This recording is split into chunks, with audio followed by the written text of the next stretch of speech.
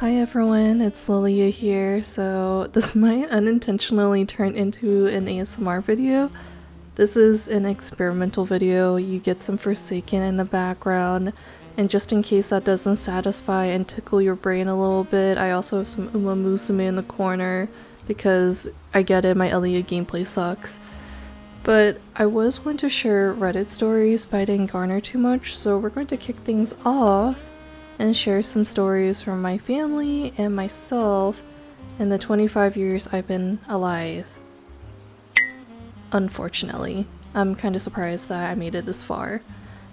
Anyways, we're going to start out with the huge lore drop that I potentially would not have existed. I would not have been born. And you might be like, what are you talking about?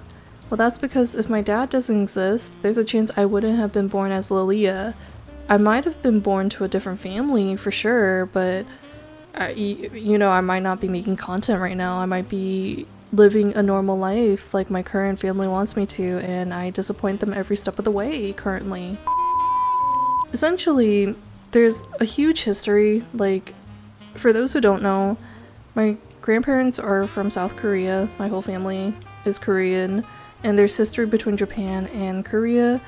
This isn't to say that Japan only affected Korea, but that's like the big history between them because Japan did imperialize South Korea for a long time.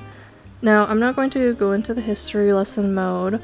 I will just say Japan did do a lot of horrible things. I did read up on it. This isn't to say that I hate Japan. I don't condone or enjoy the actions they did in history. But the people today are okay. Now, where things would be problematic is if someone that's currently my age or younger starts spewing, oh, Japan did a good thing imperializing Korea, then we would have problems. So regardless, just to summarize, Japan took a lot of women and girls away. It doesn't matter if you're a minor or not. They took them away and used them, how do I not get demonetized? To R-word them, essentially to essay them against their will. And they were known as comfort women. So it wasn't just adults who were taken away, they were taking kids away as well. So if you were female, you were taken away. My grandmother was almost taken away by Japanese soldiers, but my great-grandmother was one smart lady. To make themselves undesirable, she essentially shaved my grandmother's hair, and then she cut her own hair to make herself look like a crazy lady. And then she took animal feces, put it on herself and my grandmother to make it seem like they haven't bathed in such a long time, you know? And on top of that, my great-grandmother ordered my grandmother, in the nicest terms, to act like she was mentally challenged. Like there was something off about her to make it undesirable for her to be taken by these soldiers. And needless to say, it worked because I'm here today, aren't I? My grandmother wasn't taken away, but unfortunately her childhood best friend in that village was taken away. And we don't know what happened to her, you know? We don't know her fate, and I just gotta say I hope it was nothing bad, but I don't know. We don't know. We only know the context of why they were taken away. So, my grandmother survived, but there's a second occasion where I almost wasn't born. The second case has to deal with my dad.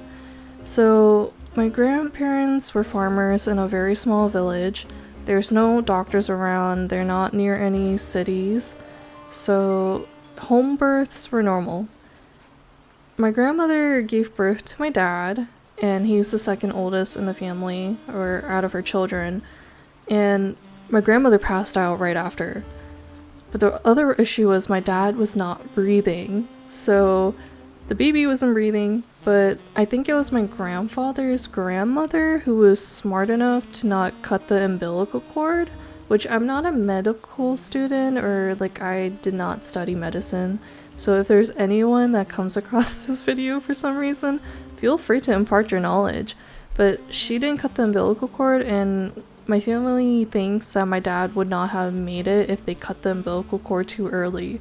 But because he was still attached to my grandmother, he ended up fine. So if something happened to my dad, then I would not have existed. I mean, of course, you can argue with my mom as well. I'm just saying it takes two to tango, so either way, even if my mom was still alive and well, which she is today, and she didn't meet my dad, who knows, someone else could have been born and it might have not been me. I might have been born to a different family, who knows? It takes two to make a child, so that's the first lore drop. The next lore drop isn't as sad. It's more so I've been reflecting a lot on childhood friends, I guess because I brought up my grandmother. So the way I met my childhood best friend was in kindergarten, and I remember when I was a kid, I definitely wanted to be liked a lot. I was definitely a weirdo though, like I had a big imagination, stuff like that. I was into like Power Rangers and things like that. I was such a nerd.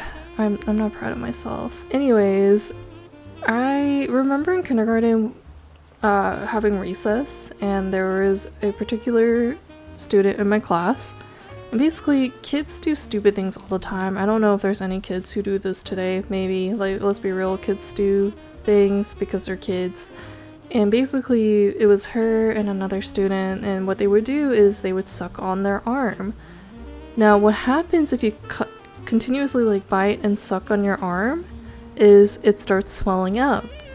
So my childhood best friend showed it to one of our teachers because for some reason in kindergarten we were assigned two teachers. I don't know if that still happens today or in other parts of the country, but she showed it to one of the teachers and the teacher made her sit out for recess.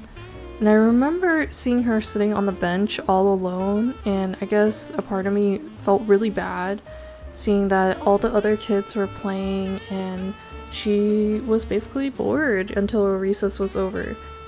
I do vaguely remember this, but I honestly didn't remember it until I went over to her house and met her parents in 4th grade, and they brought it up and then it made all the memories swarm back into my head.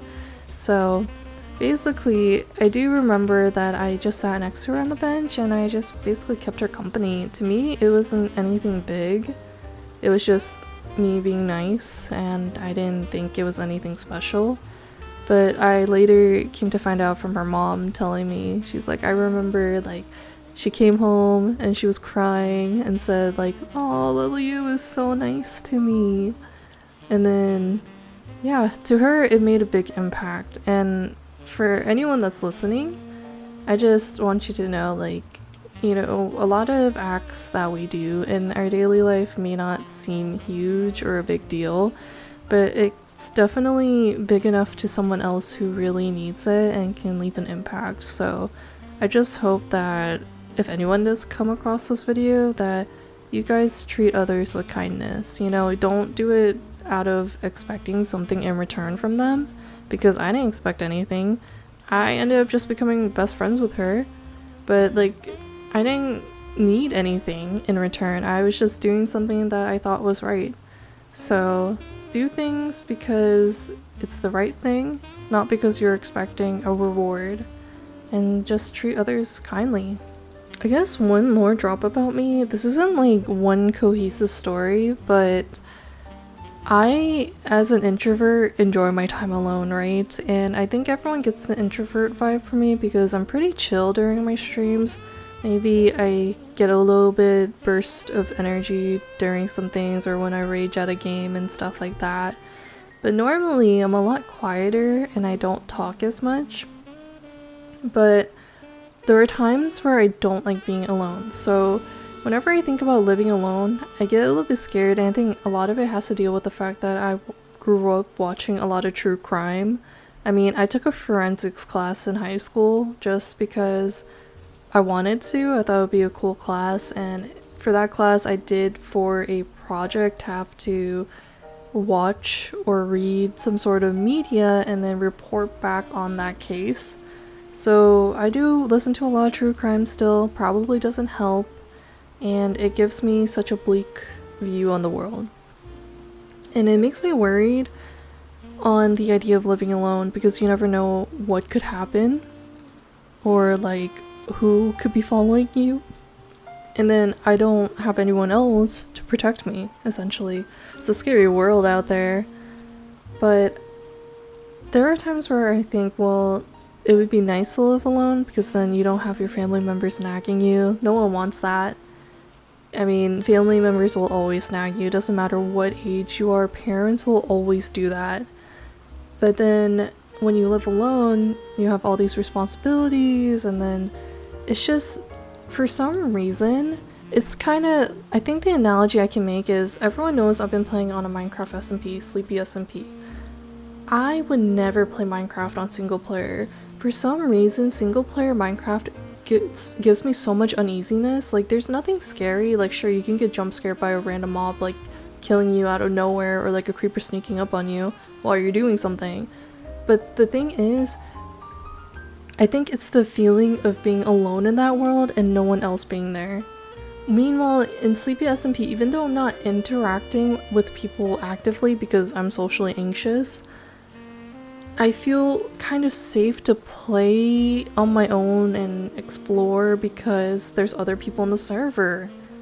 I don't know why. It's just, for some reason, like, as long as I know people are there, I'm normally comforted even if I don't interact with them. Like, I'm usually like, well, if there's other people, like, don't talk to me. But then I also feel safe being around people, knowing that I'm not alone. So by that same logic, like, I have a hard time being in a house alone because I have the entire house to myself. And I've been home alone multiple times and I've been fine. But there's just something eerie about it, having like a whole place to yourself. But then I can sleep peacefully knowing that there's someone else that's in my house, like, not a stranger or anything, but like family member or like a friend. Just knowing that they're there provides a sense of ease. I don't know if that's just me, but I don't know, like, me, I'm like a walking contradiction. So the reason why I brought up that whole tangent, and we might end with the story because I don't want to make this video super long, so you only get like 3 stories today. When I was younger, I had abandonment issues, and my family thinks, or at least my younger aunt theorizes, that it has to deal with a lot of separation anxiety, and because it's rooted from my parents' divorce. My parents divorced when I was like 2 or so, I believe. And she believes that had an effect on it because I didn't have a mother in my life. But also my dad wasn't really there all the time either. So the main maternal figure in my life was my grandmother. And then sprinkle in both of my aunts as maternal figures as well. My older aunt wasn't there as often because she lived somewhere else, but she was there when she could be. And then my younger aunt traveled a lot. So if you ask her, when I was younger, when my younger aunt started traveling a lot, I would apparently cry all the time because every 2 weeks she would leave to go to somewhere else, and then she would come back and stay for 2 weeks. It was like this constant cycle. And I do kind of remember like one incident. This was like the only time I slept walk. I don't know if it was actually sleepwalking, like I was half awake, but it was weird. I think I missed my aunt so much to the point, like I knew she was coming home like late at night, and then I was asleep, and then suddenly I just rose up from the bed like a zombie, and then I just walked into my aunt's room, which was like across from mine, and then I was just like, oh, auntie, like I was just like that. And then my grandmother chases me now and she's like, your aunt's asleep, you can talk to her tomorrow in the morning. So like I was half awake. I still remember getting up like a zombie. I was not coherent. I don't know if that classifies as sleepwalking, because I feel like when you sleepwalk, are you like completely asleep and you're not aware of what you're doing? That one I just randomly like half awake, just woke up, but I wasn't like awake at the same time. And then I was like guided back to my bed and then I fell asleep. So that's one occasion of separation anxiety. There's actually an earlier case. My family tried to put me in daycare, but then I hated it because I was around strangers. So I did not do well in daycare. They could not leave me in daycare as a young toddler. I would cry all the time and they couldn't control me there. You know, I was a little bit of a chaotic child just because my grandmother was gone. But in my little tiny brain, I mean, my brain has not grown that much, let's be real here. My brain is like the size of a peanut. And whenever like a family member like left to go do something real quick, I always had this underlying fear of what if they don't come back and they're abandoning me, like they're leaving me behind. Like there's several cases of this. Like the main one I remember is, so the main incident, the first example that I can think of is, so when I lived in a different place with my grandparents and my aunt, it was my aunt's place, but you know, she was actively traveling back and forth. Essentially, my grandmother was like, okay, I'm going to go pick some green onions from the garden, I'll be right back. But I remember having so much fear back then because I was like, oh my god, she's not coming back, is she okay? And I was freaking out. That's one case. Another case I remember was I went on vacation with my younger aunt, right? This is why I have like such a bond with her. I went on vacation with her and we were leaving this parking deck and the gate could only be opened by someone that was operating it. So my aunt went to go look for the guy who was operating it and then she was gone for some time. It was taking her a while. I remember freaking out. I was like 12 years old. I was freaking out and I remember like I was like crying and stuff, but then she eventually came back with the guy and she was like trying to tell me, you know, like it took me a bit because, you know, the gentleman is older, so it takes him a bit to come back to the gate to open it for us. But yeah, like I have so many cases where as a child I would like freak out if I didn't see any of my family members because like I didn't have a phone or anything because I didn't need one. I truly believe that kids do not need phones until like high school. I actually got my first phone in 8th grade when I was 14, but in this day and age, there's so many young kids with phones that should not have one. But I also understand that parents are like, well, I need to know where my child is. At the same time, they don't need a smartphone for that. I feel like a flip phone, if they still make those, is like enough. They don't need a smartphone with everything. My younger cousin is not getting a phone until she's in high school, and she's in 7th grade right now, and all of her friends have like smartphones. She does not need to be on social media, and this is coming from someone who used to be on social media from like a young age. Except the only difference was when I was in middle school, like 6th and 7th grade, I only had an iPod Touch. Does anyone in this new generation know what an iPod Touch is? An iTouch? It's basically like, think of an iPhone without phone capabilities. So I would just download games on there and I would take it to school and play games. Or like listen to music, because that was the entire point. It was supposed to be an iPod, but with a screen and you can like download apps. But it just did not have phone capabilities. But I think that's it for like the stories. I'm so sorry if it wasn't very coherent or anything. I could have wrote down more ideas on what I could talk about, but like I said, this is an experimental video.